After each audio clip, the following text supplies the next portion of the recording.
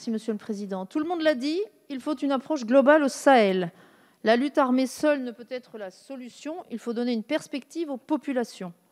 Nous avons un levier pour le faire, c'est la Grande Muraille Verte, vous l'avez déjà évoqué. Ce projet d'envergure se donne pour objectif d'ériger une barrière végétale du Sénégal à Djibouti et vise à une gestion durable des terres et des ressources naturelles. Cette muraille verte, elle est créatrice d'emplois, elle contribue à la protection des populations sahéliennes, mais aussi à la protection des départements français des Antilles, qui sont les victimes de plus en plus régulières des brumes de sable du Sahara. Il s'agit donc d'un projet global de société qui peut être accompagné d'une action repensée de nos forces armées. En effet, nous pourrions associer la force Barkhane à ce chantier par le biais des militaires du génie, qui pourraient accompagner les populations locales dans la construction d'infrastructures vitales, à l'image de ce qui a été fait par la force Licorne en Côte d'Ivoire. Cela participerait à un meilleur accueil de nos forces sur le terrain, en plus de contribuer concrètement à l'amélioration des conditions de vie des populations. En redéployant des missions de la force Barkhane aux côtés de la population et autour de la Grande Muraille Verte, la France peut être un acteur majeur de ce sursaut civil et de développement souhaité par vous, Monsieur le ministre, et par le Président de la République.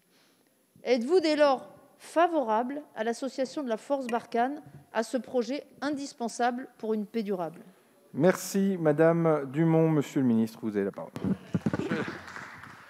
Je suis perplexe, Madame Dumont, sur votre proposition. Autant je suis tout à fait déterminé à faire en sorte que l'initiative de la Grande Muraille Verte soit l'élément mobilisateur visible de longue durée sur le développement de l'ensemble du Sahel, et pas que du Sahel, puisque la Grande Muraille Verte, elle part du Sénégal et elle va jusqu'à Djibouti.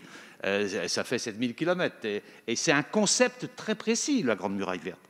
C'est sur une bande de 15 km, faire en sorte qu'il y ait une végétalisation renforcée pour permettre à la fois de lutter contre la désertification et pour redonner de l'activité agro-pastorale aux populations concernées. Et c'est une mobilisation financière considérable, mais elle est là. La Banque africaine de développement a déjà annoncé 6,5 milliards d'euros de mobilisation potentielle. La Banque mondiale, la même chose.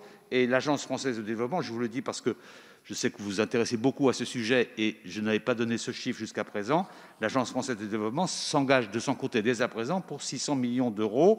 Et nous avons mis en place un accélérateur de la Grande Muraille Verte qui permet là aussi une plateforme de coordination de plusieurs acteurs. On est devant le même sujet que j'évoquais il y a un instant, mais là d'une manière plus large, pour que les objectifs soient atteints. Il y a déjà des engagements qui ont été pris. Je prends par exemple au Burkina, au Sénégal, au Mali, le CIRAD, appuyé par l'AFD, met en œuvre des projets de bonnes pratiques en matière d'agroécologie sur la zone concernée. Au Sénégal, il y a déjà eu 12 000 hectares qui ont été restaurés grâce au soutien de la France. Il y a aussi des initiatives qui sont en train d'être prises aujourd'hui au Tchad pour développer le maraîchage et les oléagineux dans la zone concernée. Alors l'articulation avec Barkhane, moi je ne suis pas très pour, parce qu'il faut mettre en œuvre l'ensemble des organisations liées au développement et faire en sorte que Barkhane se concentre uniquement sur sa mission.